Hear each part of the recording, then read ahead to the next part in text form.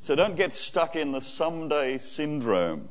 Life moves too fast. If you get stuck in the someday syndrome, you'll get run over. Life just wheels past. It was only yesterday my kids were kids. Yesterday my kids were kids. Primary school kids, that was yesterday. I was going to put their girlfriends there with them, but they were too skinny, so I didn't put them in. And then suddenly they turned into 5 big kids. That was 2 years ago, actually. I showed that to some folk in the staff room on Thursday, and they said, that fella down that end, he's got younger. No, they didn't. They said he's aged about 10 years by shaving that hair off. He should grow it back again. So everyone's got a comment, haven't they? They just grew like that. And then look what happened next. They turned into... And they all came home. And it just seems like yesterday. You folk with the little primary school kids and little babies, you think, how did he get old like that? I won't know. It happened overnight. Life goes past so quickly. Now, I read this the other day. It's kind of a Seinfeld kind of deal. And I hope it blesses you and gives you some insight. It says, if you are less than 10 years old, you are so excited about aging that you think in fractions. How old are you? I'm 4.5. Then you get into your teens and now you can't hold back. You jump to the next number or even a few ahead. How old are you? I'm going to be 16. Yes, they are, but they're only 13 when they say it. Of course they will be 16. And you become 21. Even the word sounds like a ceremony. You become 21. Then you turn 30.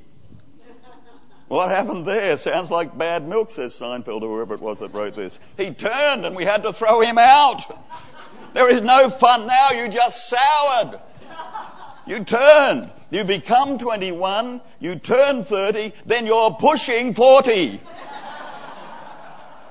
Whoa, put on the brakes. It's all slipping away. Before you know it, you reach 50. And your dreams are gone. But wait. You make it to 60. And you didn't think you would.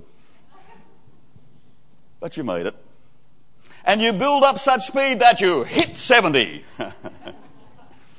And after that, it's a day-to-day thing.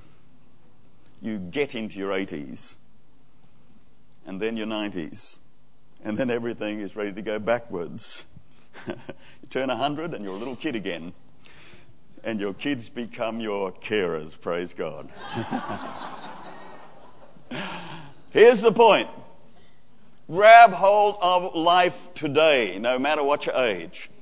Grab it today. Grab it today. Jesus addressed the people of his era, his generation. He said to them, you didn't live.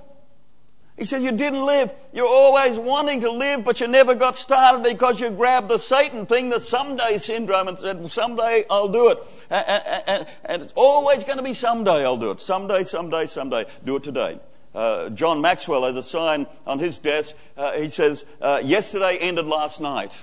Some people are hung up by yesterday. Some people saying someday. Yesterday ended last night. And today is a new day.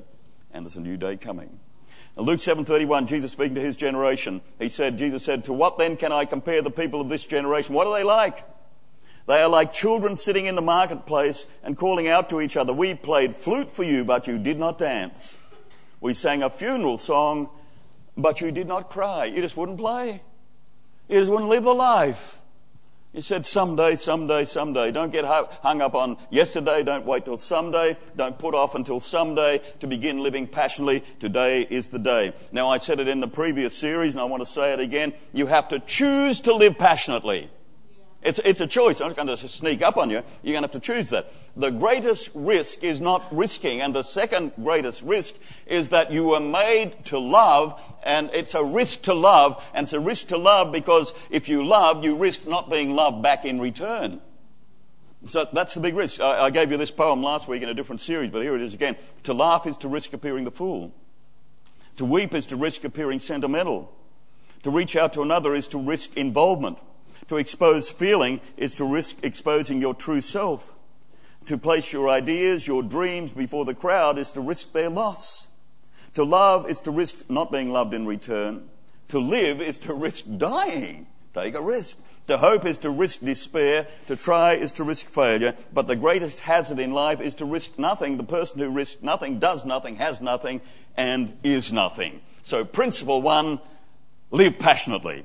Principle 2, Jesus loved completely. The cross was imminent. He knew it was coming. Had a month to live. Listen to this. John 13:1. Jesus knew that the time had come for him to leave this world and go to the Father.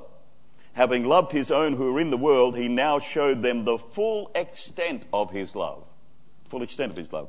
If you knew that you had 1 month to live, you would want to do the same thing as Jesus did and love them to the full extent.